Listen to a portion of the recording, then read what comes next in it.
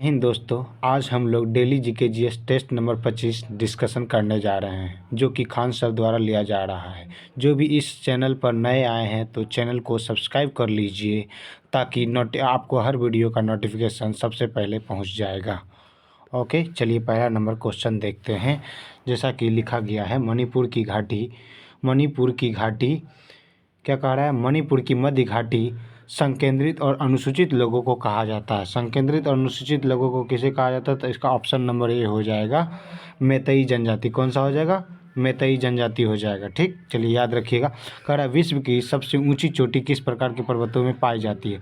बताइए। जो भी नया पर्वत होगा, नवीन वलयदार पर्वत होता है, जो कि जिसका नया निर्माण हुआ होगा, उसी की चोटियाँ सबसे ऊँची होती है। जैसे नवीन मोरदार पर्वत हो जाएगा, ऑप्शन नंबर बी हो जाएगा। चलिए अगला क्वेश्चन देखते हैं। समुद्री शीतल पवन बहती है। कह रहा है समुद्री शीतल पवन, तो समुद्री से कहेगा तो समुद्र से कहाँ जाएगी? स्थल की ओर जाएगी। इसको समझिए क्या होगा इसका। जैसे मान लीजिए ये समुद्र से कहाँ जाएगी? समुद्र से स्थल की ओर जाएगी। समुद्र से मान लीजिए ये समुद्र है और ये स्थल है। क्या है? स्थल है। तो यहाँ अगर ये सूर्य है, क्या है? सूर्य है, सन है। सन का प्रकाश, सूर्य का प्रकाश जब इस पर पड़ेगा, तो ये जल्दी होकर हवाएं ऊपर उठकर क्या होगी? गर्म होगी। गर्म होकर हवाएं ऊपर की ओर चलेगी, जबकि जल तुरंत गर्म नहीं होता है। इसकी ऊष्मा बहुत धीरे धीरे गर्म होता है, जिसके कारण ये ठंडा रहेगा उसके अत्यधिक तुलना में। तो यहाँ उच्च वायु दाब देखने को मिलेगा। तो कहाँ जाएगी? स्थल से समुद्र से कहाँ की ओर जाएगी? स्थल की ओर जाएगी। समुद्र से स्थल की ओर जाएगी। तो कहाँ जाएगी? दिन में समुद्र से भूमि की ओर जाएगी। कहाँ जाएगी? समुद्र से भूमि की ओर जाएगी। ऑप्शन नंबर बी हो जाएगा। चलिए अगला क्वेश्चन देखते हैं। प्यारी मिट्टी पाई जाती है। प्यारी घास का मैदान के जानते होंगे। प्यारी घास का मैदान कहाँ पड़ता है? अमेरिका में पड़ता है। प्यारी घास का मैदान कहाँ पड़ता है? अमेरिका में। अब पूछ रहा है किस घास है, तो जानते हैं कि प्यारी घास का मैदान जो है शीतोष्ण घास का मैदान है। कैसा घास का मैदान है? प्यारी घास का मैदान क्या है? शीतोष्ण घास का मैदान है। क्या है? शीतोष्ण घास का मैदान है। शीतोष्ण घास का मैदान है। कौन सा घास का मैदान है? शीतोष्ण घास का मैदान है। तो इसका ऑप्शन नंबर क्या हो जाएगा? सी हो जाएगा। क्या हो जाएगा? ऑप्शन नंबर सी हो जाएगा। कह रहा है निम्नलिखित दो कमलों में सही मिलान कीजिए। कह रहा है बांदीपुर नेशनल पार्क कहाँ है? बताइए। तो आप ही ये हो जाएगा कर्नाटक में। कहाँ हो जाएगा? बुक्सा टाइगर रिजर्व कहाँ हो जाएगा? बंगाल, पश्चिम बंगाल हो जाएगा। जबकि माउंट आबू वाइल्ड लाइफ आय श्रेणी का हो जाएगा। माउंट आबू पर्वत कहाँ है? राजस्थान में है। देखिए ऑप्शन नंबर 1 हो जाएगा। पेंच नेशनल पार्क कहाँ है? ये मध्य प्रदेश में। मिलाइए तो बांदीपुर नेशनल पार्क कहाँ पड़ता है? कर्नाटक। ए का 4, देखिए किस में है? ए का 4 हो गया। फिर बुक्सा टाइगर रिजर्व कहाँ पड़ता है? पश्चिम बंगाल। बी का 3।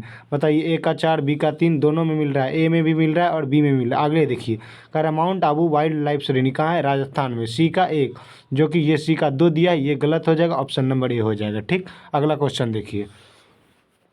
ग्रीन पीस हरित शांति क्या है? कह रहा है एक कृषि संबंधित संस्था है, एक अंतर्राष्ट्रीय शांति सेन है, ये पर्यावरण समर्थकों का एक अंतर्राष्ट्रीय संगठन है। क्या है? ग्रीन पीस जो है ये पर्यावरण समर्थकों का एक अंतर्राष्ट्रीय संगठन है। समझ में आया कि ठीक, चलिए अगला क्वेश्चन देखते हैं। कह रहा है भारत में किस राज्य का सर्वाधिक क्षेत्र घने पतझड़ वाले जंगल से घिरा है? तो आप जानते हैं कि मध्य प्रदेश में सबसे ज़्यादा वन पाए जाते हैं। मध्य प्रदेश में सबसे ज़्यादा वन पाए जाते हैं, इसलिए पतझड़ वाले वन कहाँ देखने को ज़्यादा मिलेंगे? मध्य प्रदेश में। तो ऑप्शन नंबर सी हो जाएगा। ठीक, अगला क्वेश्चन देखिए। कह रहा है कैबिनेट में सम्मिलित होते हैं। तो कैबिनेट में सम्मिलित हो, ये पॉलिटी का क्वेश्चन है। किसका है? पॉलिटी का क्वेश्चन है। तो केवल कैबिनेट मंत्री हो जाएगा। क्या हो जाएगा? केवल कैबिनेट मंत्री इसमें शामिल होते हैं। कैबिनेट में पूछेगा कौन शामिल होते हैं, तो केवल कैबिनेट मंत्री होते हैं।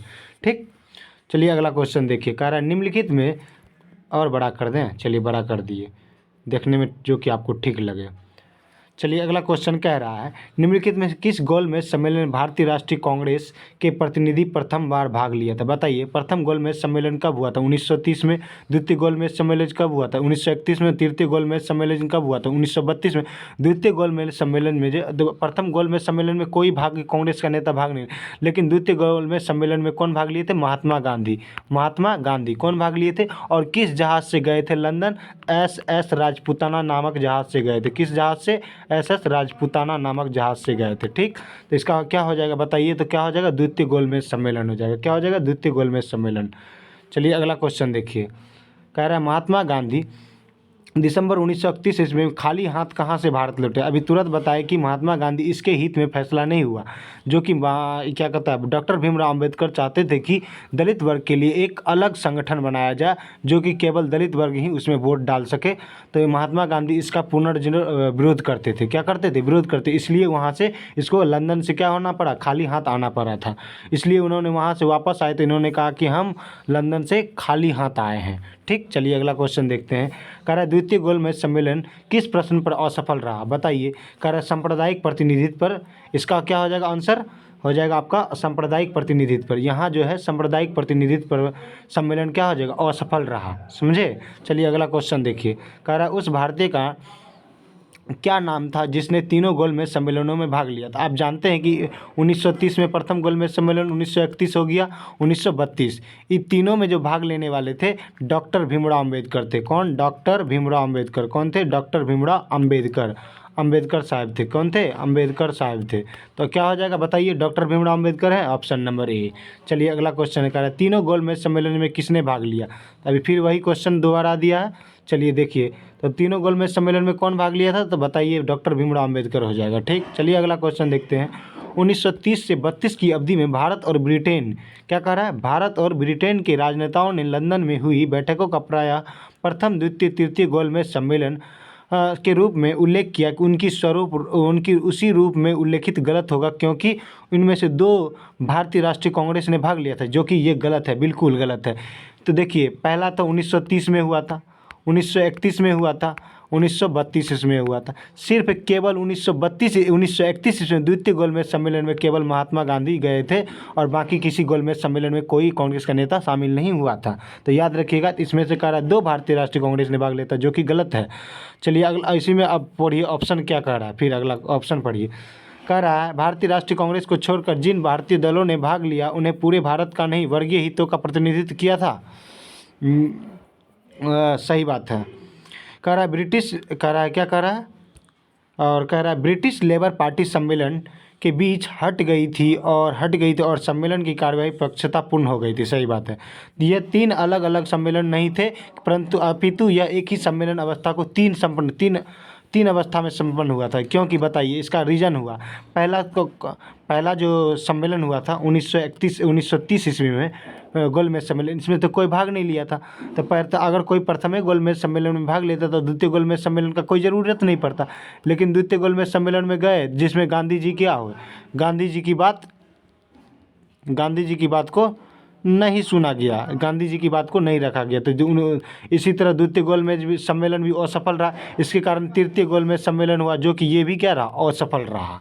ठीक, 3 सत्र में हुआ था। ठीक, चलिए अगला क्वेश्चन देखते हैं। चालक गोला के अंदर हमेशा स्थिर होता है, बताइए। कह रहा चालक, मान लीजिए एक ये क्या है, गोला है। आप जानते होंगे जब चालक है, इसके अंदर में अगर करंट प्रवाहित किया जाए गोला चालक, तो आप जानते होंगे कि इसमें जो पोटेंशियल होता है, विभव जो होता है, विभव क्या होता है, कांस्टेंट होता है। क्या होता है, कांस्टेंट होता है। विभव क्या होता है, चालक के गोला के अंदर जो विभव जो होता है कांस्टेंट होता है। बाकी पोटेंशियल डिफरेंस हो गया 0 होता है। पोटेंशियल डिफरेंस इसका क्या होगा, 0 हो जाएगा। तो आवेश भी इसका क्या हो जाएगा, 0 हो जाएगा। आवेश भी 0 हो जाएगा। तो बताइए, आवेश 0 हो जाएगा, पोटेंशियल डिफरेंस 0 हो जाएगा।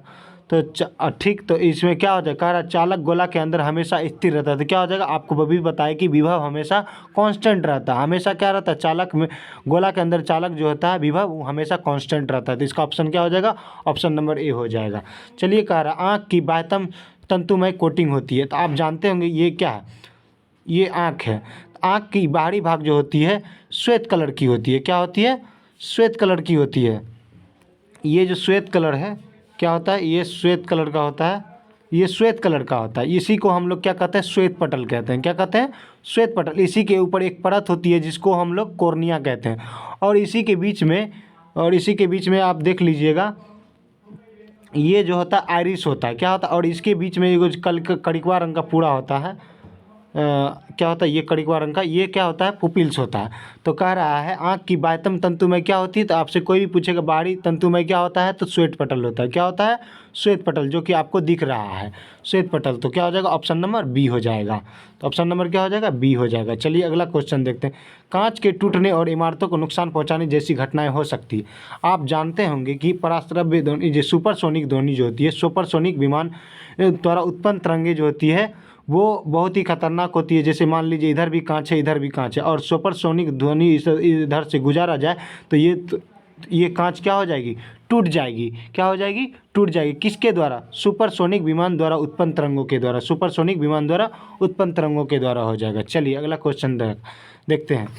कह रहा है जब प्रकाश की एक किरण हवा से ग्लास में प्रवेश करती है। आप जानते हैं कि हवा का अपर्तनांक कितना, कह रहा है हवा का अपर्तनांक जानते हैं 1.003 होता है, 1.003 होते हैं। जबकि ग्लास का अपर्तनांक जो होता है, कांच, ग्लास बोले तो कांच का अपर्तनांक 1.51 से लेके 1.5 से लेके 1.9 के बीच होता है। कितना होता है, 1.9 के बीच। बताइए, इसी को हम लोग म्यू से डिनोट करते हैं। तो जिसका अपर्तनांक ज़्यादा हो जाएगा, तो कह रहा आवृत्ति समान रहती, तरंग दैर्घ्य घट जाती है। कह रहा है अभी इसको बढ़िया से समझाते हैं। देखिए, मान लो क्या कहा, एक गिलास में हवा का अपर्तनांक अभी बताया कि म्यू बराबर क्या हो जाएगा, म्यू बराबर इसका अपर्तनांक कितना 1.0003 होता है। ठीक, जबकि कांच का अपर्तनांक कितना होता है, कांच का अपर्तनांक कितना होता है बताइए, 1.5 से लेकर 1.9 के बीच होता है। तो कह रहा आवृत्ति समान रहती है, और सही बात है। जब ऐसा बात रहे तो कह रहा आप बताइए कहाँ से, हवा से। सही, तो हवा क्या हो गया, विरल माध्यम होगा, जिसको ऐसे सूचित किया जाता है, विरल माध्यम हो गया। विरल से जब सघन माध्यम में जाएगी, तो देखिए इसको फिगर बनाइए, ये है ये, ठीक, ये अगर कह रहा हवा क्या है, विरल माध्यम है। विरल माध्यम से सघन माध्यम में जाएगी, सघन माध्यम में जाने के कारण अभिलंब की ओर मुड़ेगी, अभिलंब की ओर मुड़ी जाएगी। तो बताइए सघन, कह रहा है विरल माध्यम से सघन माध्यम में जाएगी तो प्रकाश की चाल क्या होगी, घट जाएगी। बताइए, डेंसर है जल, क्या घनत्व कांच का घनत्व क्या हो गया, अधिक है, तो इसका चाल क्या हो जाएगा, घट जाएगा। चाल क्या होगा, घट जाएगा। और आवृत्ति में कोई चेंजिंग नहीं होता, आवृत्ति में कोई चेंजिंग, नो चेंज, कोई चेंजिंग नहीं होता। तो चाल घटेगा तो बताइए तरंग दैर्घ्य भी क्या हो जाएगा, घटेगा। तरंग दैर्घ्य भी क्या हो जाएगा, लैम्डा भी घट जाएगा, लैम्डा भी क्या हो जाएगा, घट जाएगा। तो यही ना पूछ रहा है, कह रहा है गति घट जाती है, सही बात है, गति घट जाएगी, आवृत्ति समान रहती है, सही बात है, और तरंग दैर्घ्य घट जाती है। ऑप्शन नंबर ए हो जाएगा। क्या हो जाएगा, ऑप्शन नंबर ए हो जाएगा। ठीक, अभी समझ गए होंगे आप लोग अच्छी बात तरीके से। चलिए, कह रहा है 19 नंबर में, उत्तल दर्पण द्वारा वस्तु का प्रतिबिंब बनता है सदैव। तो आप बनाइए, उत्तल दर्पण किस तरह बनाते हैं। उसका उत्तल दर्पण का थुथुर कैसा होता है, उठल होता है। तो उत्तल दर्पण का थुथुर कैसा होता है, उठल होता है। तो इसको हमेशा राइट भाग से क्लिक करते हैं, राइट भाग से क्लिक किए, जब भी प्रकाश आएगी लेफ्ट भाग से आएगी, और क्या हो जाएगी, टकरा कर वो रिटर्न हो जाएगी। और इसको हम लोग काल्पनिक रूप से एक प्रतिबिंब बनेगा, जो कि वस्तु से क्या बनेगा, छोटा बनेगा, और वस्तु से छोटा बनेगा, और क्या बनेगा, आभासी बनेगा। क्या बनेगा, उत्तल दर्पण द्वारा प्रतिबिंब जो बनेगा आभासी बनेगा, दर्पण के पीछे बन रहा है, आभासी बनेगा, सीधा बनेगा, और वस्तु से क्या बनेगा, दिखते हैं ना, ये वस्तु से क्या बन रहा है, छोटा बन रहा है, वस्तु से क्या बनेगा, छोटा बनेगा। तो क्या हो जाएगा, ऑप्शन नंबर बताइए, आभासी, सीधा, और वस्तु से छोटा। तो ऑप्शन नंबर सी हो जाएगा, याद रखिएगा। सफ़ेद फास्फोरस को हम लोग क्या कहते हैं, P4 कहते हैं। इसको क्या कहते हैं, P4 को ही पीला फास्फोरस भी कहा जाता है। क्या कहा जाता है, पीला फास्फोरस भी कहा जाता है। पीला फास्फोरस क्या कहा जाता है, पीला फास्फोरस कहा जाता है। ठीक, पीला फास्फोरस कहा जाता है। कौन सा कहा जाता है, पीला फास्फोरस कहा जाता है। देखिए क्या कह रहा है, पीला फास्फोरस, P4 को क्या कहा जाता है, पीला फास्फोरस। पीला फास्फोरस को किस द्रव में रखते हैं, तो P4 को किस द्रव में रखते हैं, तो बताइए जल में। जबकि सोडियम को किस में रखते हैं, सोडियम को केरोसिन में रखते हैं। सोडियम को किस में रखा जाता है, मिट्टी तेल में रखा जाता है। तो ध्यान रखिएगा, क्या पूछा, सफ़ेद फास्फोरस को किस में रखते हैं, तो याद रखिएगा जल में हो जाएगा। तो जल में P4 को क्या कहते हैं, P4 को पीला फास्फोरस भी कहा जाता है। क्या कहा जाता है, पीला फास्फोरस। क्या कहा जाता है, पीला फास्फोरस कहा जाता है। ठीक, चलिए अगला क्वेश्चन देखिए। कह रहा है सोडियम क्लोराइड के जलीय अम्ल में, तो देखिए क्या होता है, सोडियम क्लोराइड NaCl को जब जलीय विलयन में H2O से जब संपर्क कराया जाएगा, तो NaOH plus H2 plus Cl2 निकलती है, क्लोरीन गैस निकलती है। इसी को हम लोग क्या कहते हैं, क्लोर क्षार अभिक्रिया कहते हैं। क्या कहते हैं, क्लोरीन हो गया आपका, क्लोरीन क्या हो जाएगा बताइए, एनोड हो जाएगा।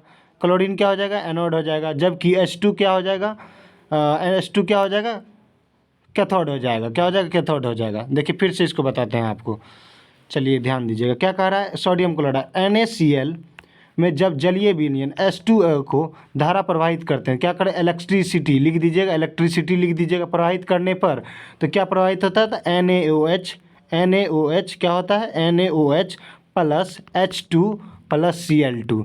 तो बताइए Cl2, तो इसी को क्या कहते हैं, कलोर क्षार अभिक्रिया कहते हैं। क्या कहते हैं, क्लोर क्षार अभिक्रिया कहते हैं। क्या कहते हैं, क्लोर क्षार अभिक्रिया कहते हैं। याद रखिएगा, बहुत ही इंपॉर्टेंट सवाल है। ठीक, तो ऑप्शन नंबर क्या हो जाएगा, ए। ऑप्शन नंबर ए हो जाएगा। चलिए, नेटल के पौधे को छू जाने पर डंक जैसा महसूस होता है। एक नेटल एक पौधे का नाम है जिसको आप छुएगा तो आपके शरीर में खुजली महसूस होने लगा। कैसा हो जाएगा, शरीर में खुजली उत्पन्न होने लगेगा। इसकी किस कौन सा एसिड पाया जाता है, कौन सा, SCOOH पाया जाता है। SCOOH को क्या कहते हैं, एसिटिक एसिड कहते हैं। क्या कहते हैं, फॉर्मिक एसिड कहते हैं, सॉरी फॉर्मिक एसिड कहते हैं। इसी को क्या बोलते हैं, सॉरी बोलने में मिस्टेक हो गया, तो इसको बोलते हैं फॉर्मिक एसिड। क्या बोलते हैं, फॉर्मिक एसिड। तो कहेगा नेटल के पौधे में कौन सा एसिड पाया जाता है, SCOOH फॉर्मिक एसिड पाया जाता है। क्या पाया जाता है, जो कि डंक जैसा महसूस होता है। जिसे इलाज के लिए बताइए, जब अगर नेटल के पौधे के ही बगल में कौन सा पौधा उगता है, डाक का पौधा। क्या कहते हैं, डाक का पौधा उगता है। कौन सा पौधा उगता है, डाक का पौधा उगता है। कौन सा पौधा, डाक का पौधा। तो ऑप्शन नंबर क्या हो जाएगा, सी हो जाएगा। क्या हो जाएगा, ऑप्शन नंबर सी हो जाएगा। चलिए अगला क्वेश्चन देखते हैं। कह रहा है कोई विलयन अंडे से कवच से अभिक्रिया करता है। कोई विलयन है अंडे से कवच, तो जानते हैं कि अंडे का कवच किससे बना होता है, तो कैल्शियम कार्बोनेट CO3 से बना होता है। कैल्शियम अंडे का जो बाहरी परत देखते हैं तो आप लोग देखते हो किससे बना होता है, कैल्शियम कार्बोनेट CO3 से बना होता है। अभिक्रिया कर एक गैस उत्पन्न चूने की पानी को दूधिया कर देता है। इस विलयन में क्या होता है, तो बताइए। जब इसमें याद रखिएगा, इसमें HCl हो जाएगा। क्या हो जाएगा, हाइड्रोक्लोरिक अम्ल हो जाएगा। क्या हो जाएगा, हाइड्रोक्लोरिक अम्ल हो जाएगा। जब CO2 से अगर CO2 क्या कर अभिक्रिया कर एक गैस उत्पन्न करता है और चूने पानी को दूधिया बनाता है। CO2 क्या करता है, चूने पानी को दूधिया करता है। इस विलयन में कौन सा अम्ल निकलता है, क्या होता है, HCl होता है। ठीक, अगला क्वेश्चन देखिए। एक स्वर्णकार स्वर्ण आभूषण के विषय में आश्वस्त करते समय बताता है कि आभूषण 75% शुद्धता वाले सोने से बनाया गया है। कैरेट के अनुसार सोने की शुद्धता आप जानते हैं कि 24 कैरेट बराबर 24 कैरेट। आप जानते हैं कि शुद्ध सोना कितना कैरेट का होता है, 24 कैरेट। 24 कैरेट को हम मान सकते हैं 100%। अगर 100% होता है, हमको 75% वाला शुद्धता ज्ञात करना है ना। किसी आभूषण में 75% सोना से बनाया गया था, कैसे जाँच करेंगे कितना कैरेट है, तो आप बताइए। तो 1 कैरेट बराबर हम लिख सकते हैं, तो इसको कह रहा है 24 कैरेट बराबर 100% होता है। तो 1 कैरेट बराबर हम लिख सकते हैं, तो बताइए 100 गुना 24, 100 गुना 24 लिखते हैं। 100 गुना 24 लिखिएगा। अगर इसको 75 से मल्टीप्लाई कीजिएगा, 75% है, 75% से मल्टीप्लाई करते हैं, 18 कैरेट ले लेते हैं। 18 कैरेट यहाँ लेंगे, सॉरी क्या लेंगे, 18 कैरेट लेंगे। तो 18 कैरेट लेंगे तो क्या होगा बताइए। तो क्या आ जाएगा, 2 से 50 बार में कटेगा, 2 से कितना बार, 12 बार में, 2 6 के 12, 2 9 18, 6 से कितना बार में कटेगा, 6 एकम 6, तो 3 दूनी 6, 3 तिया 9, 2 से एकम 2, 2 से कितना बार में, 25 बार में। बताइए, तो 25 तिया 75%, 75% पुर गया। तो बताइए हम अगर 18% ऑप्शन 18 कैरेट ऑप्शन लिए तो क्या कितना पुर गया, 75% पुर गया शुद्धता। उसमें 25% अन्य तत्व मिलाया होगा, 25% क्या मिलाया होगा, अन्य तत्व मिलाया होगा। तो बताइए अभी आप ज्ञात करने के लिए क्या करेंगे, 24 कैरेट बराबर हम मान लीजिए 100%। कोई भी चीज़ अपने आप में 100% होता है, याद रखिएगा, कोई भी चीज़ अपने आप में क्या होता है, 100% होता है। बताइए, तो एक कैरेट निकालना है हमको। यहाँ 1 कैरेट पहले निकालेंगे, तो 1 कैरेट बराबर क्या हो जाएगा, 100 गुना 1 करेंगे तो 100 होगा अपन 24। ठीक, अब क्या रहा है, कौन ऑप्शन लीजिए। तो 18 कैरेट लेके देखते हैं पहले। 18 कैरेट लिए हम, 18 कैरेट लिए तो कटाए, 2 9 18, 2 से 12 बार में, 3 चौके 12, 3 तिया 9, 4 से 4 एकम 4, 4 दूनी 8, 2 बच गया, 4 पंचे 20, तो 25 तिया 75, तो निकल गया 75% शुद्धता। तो 75% क्या हो गया शुद्धता, 18 कैरेट में 75% क्या शुद्धता मिलाएगा और 25% अन्य तत्व मिलाया गया है। तो ऑप्शन नंबर क्या हो जाएगा, ए हो जाएगा। चलिए अगला क्वेश्चन देखते हैं। यदि भारत का प्रधानमंत्री राज्यसभा का सदस्य है तो वह केवल राज्यसभा में ही वक्तव्य दे सकता है, जो कि गलत है। वो दोनों में दे सकता है, ऐसा कोई ज़रूरी नहीं कि केवल राज्यसभा में। या 6 महीने के अंदर लोकसभा का सदस्य बनना होगा, ये गलत बात है। वह लोकसभा में बजट पर नहीं बोल सकता है, जो कि गलत बात है। बोल सकता है। और विश्वास प्रस्ताव की स्थिति में वो अपने पक्ष में विश्वास मत नहीं देगा। बताइए, और विश्वास प्रस्ताव होगा तो ये स्थिति में वो अपना पक्ष में अगर अविश्वास प्रस्ताव देगा, नहीं देगा, कभी भी नहीं देगा। तो ऑप्शन नंबर डी हो जाएगा। चलिए अगला क्वेश्चन कह रहा है, निम्नलिखित में से कौन लोकसभा के सत्र का अवसान करने के लिए प्राधिकृत है। तो इसमें हो जाएगा आपका राष्ट्रपति हो जाएगा। बताइए, लोकसभा का सत्र अवसान मतलब समाप्त क्या होता है, समाप्त होता है। समाप्त का मतलब समाप्त कौन कर सकता है, बताइए, राष्ट्रपति कर सकता है। तो ऑप्शन नंबर डी हो जाएगा। कह रहा है निम्नलिखित में कौन सा एक प्रस्ताव में मंत्रिपरिषद रख सकती है। क्या कह रहा है, मंत्रिपरिषद रख सकती है। तो इसमें केवल विश्वास प्रस्ताव होगा। क्या हो जाएगा, विश्वास प्रस्ताव ही केवल मंत्रिपरिषद रख सकती है। कौन परिषद रख सकती है, विश्वास प्रस्ताव हो जाएगा। ठीक, चलिए अगला क्वेश्चन देखिए। भारतीय संसद की निम्नलिखित समितियों में से सबसे महत्वपूर्ण है। तो इसमें सबसे महत्वपूर्ण क्या होगा, लोक लेखा समिति। इसमें 15 लोकसभा सीटें होती हैं प्लस 7 राज्यसभा सीटें होती हैं। जबकि प्राक्कलन समिति में क्या होता है, प्राक्कलन समिति में 30 लोकसभा सीटें होती हैं। जबकि सार्वजनिक उपक्रमों सीटें में इसमें भी 15 लोकसभा सीटें प्लस 7 राज्यसभा सीटें होती हैं। तो सबसे महत्वपूर्ण समिति संसद की समितियों में सबसे महत्वपूर्ण समिति कौन है, लोक लेखा समिति। चलिए अगला क्वेश्चन देखते हैं। राज्यपाल किसी सामान्य बिल को अपनी राज्य विधानसभा में क्या कर रहा है, राज्यपाल किसी सामान्य बिल को अपनी विधानसभा में पुनर्निर्वाचन हेतु कितने समय तक वापस भेज सकता है। उसका कोई समय निर्धारण नहीं होता है, समझे। चलिए अगला क्वेश्चन कर रहा है, मंत्रिपरिषद का सदस्य बिना राज्य विधानसभा सदस्य बने कितने समय तक अपने पद पर रह सकता है। अधिकतम से अधिकतम 6 माह। चलिए अगला क्वेश्चन देखते हैं। चलिए बायोलॉजी का क्वेश्चन आ गया है। कह रहा है निम्नलिखित 1 को 2 से सूचित कीजिए। तो आप जानते हैं कि विटामिन, ऑप्शन नंबर ए कह रहा है विटामिन 1 किसके कमी से होता है, विटामिन 1 की कमी से कौन सा रोग होता है।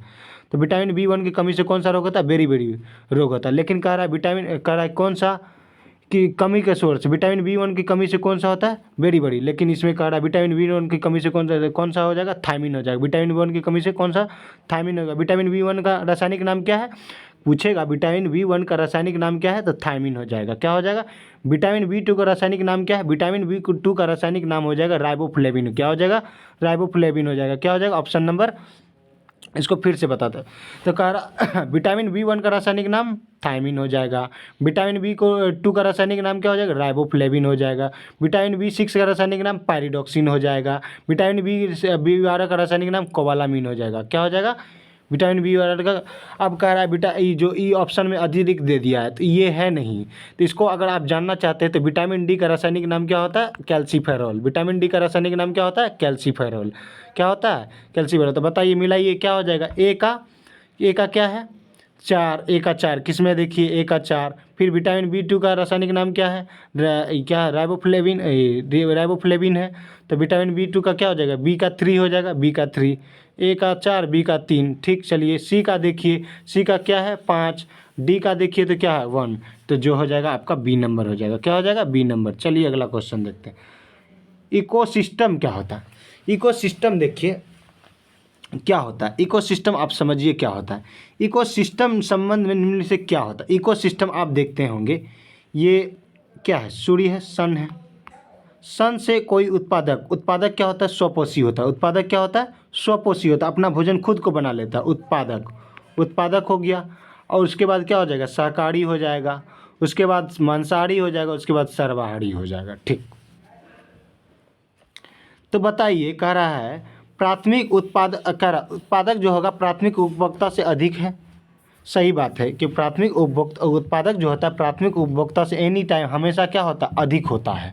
उपभोक्ता से क्या हो जाएगा, अधिक होता है। उत्पादक प्रथम पोषी स्तर होता है, शाकाहारी द्वितीय पोषी स्तर होता है, मांसाहारी क्या हो जाएगा, द्वितीय सही कहते हैं द्वितीय हो जाएगा, ये तृतीय पुरुषीय स्तर हो जाएगा, ये चतुर्थ पुरुषीय स्तर होता है।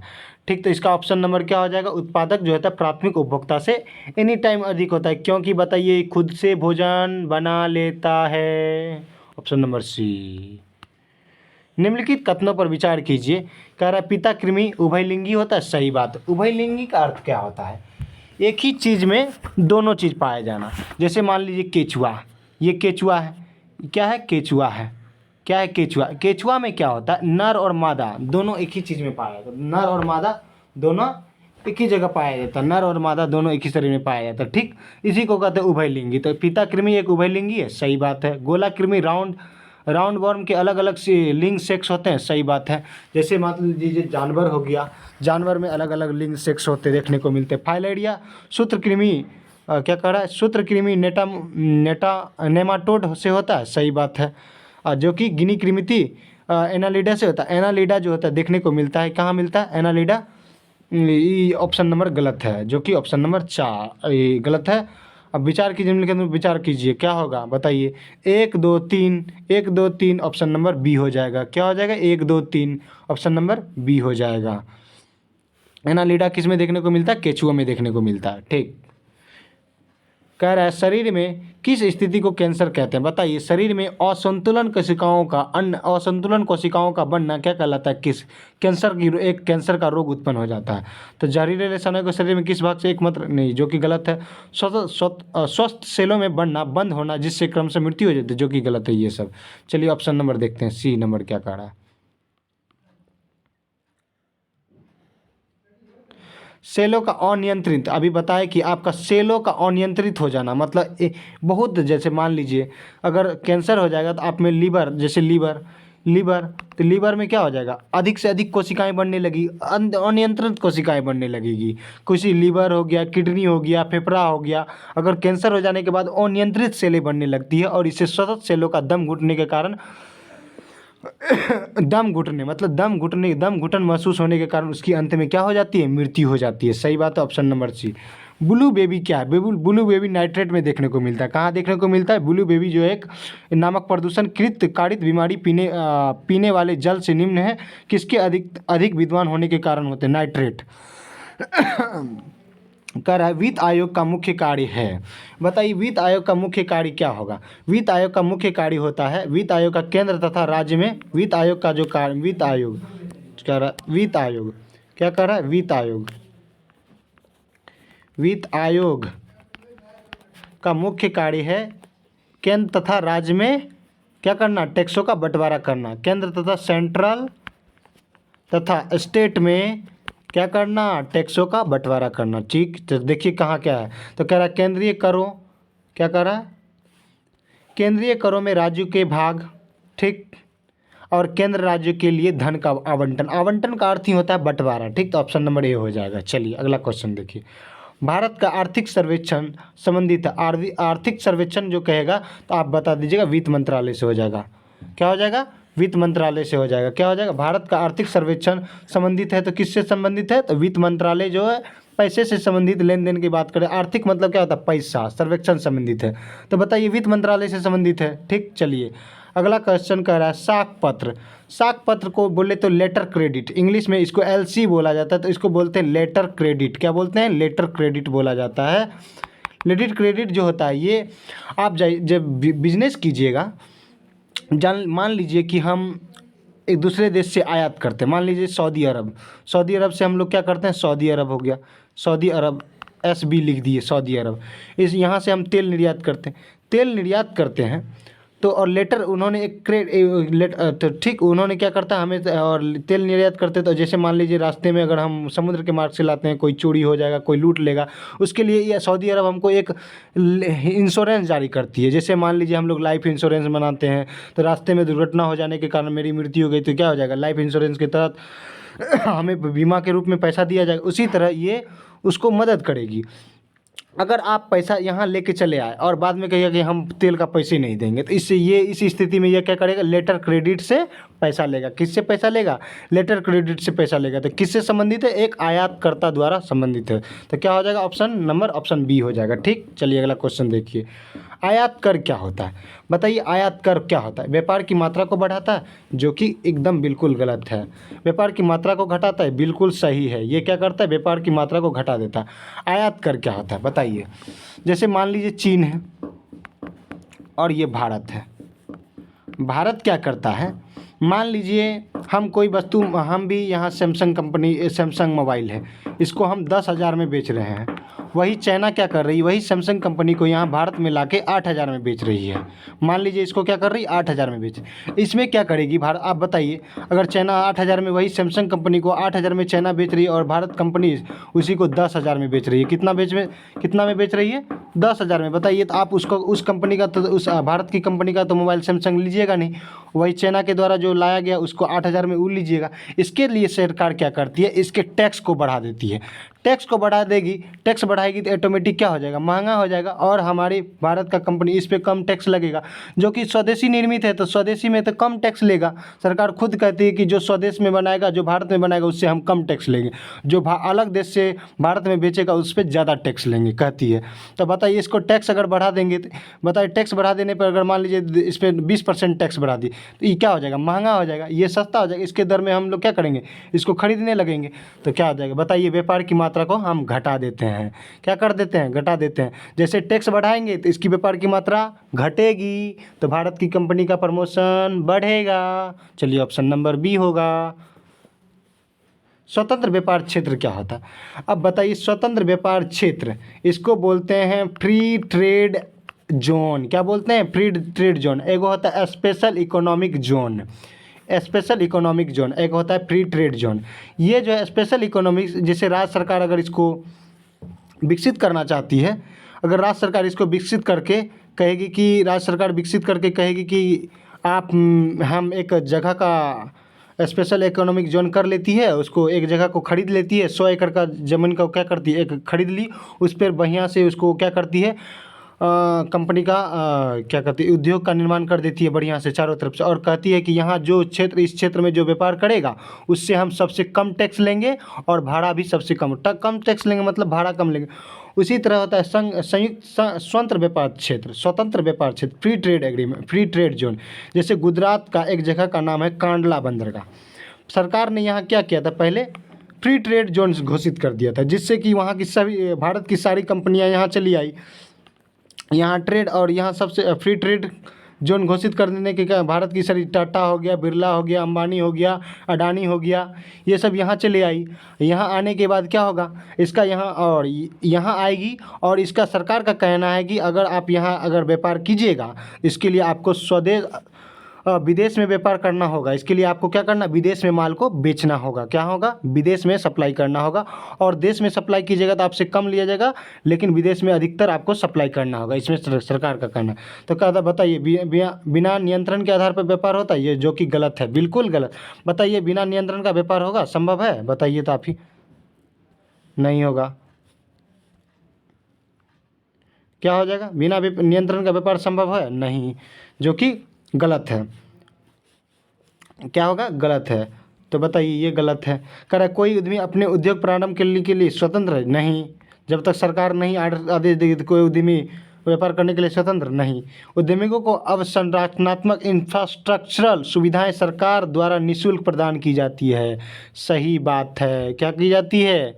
निःशुल्क प्रदान की जाती है। लेकिन देखिए, यहाँ निःशुल्क तो प्रदान की जाती है, और आगे क्वेश्चन देखिए ना, और आगे क्या कर रहा है?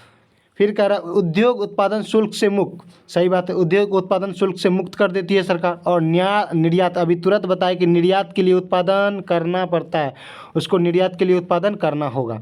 निःशुल्क तो प्रदान करेगी, निःशुल्क भी प्रदान नहीं करेगी, मतलब साफे निःशुल्क थोड़ा कर देगी।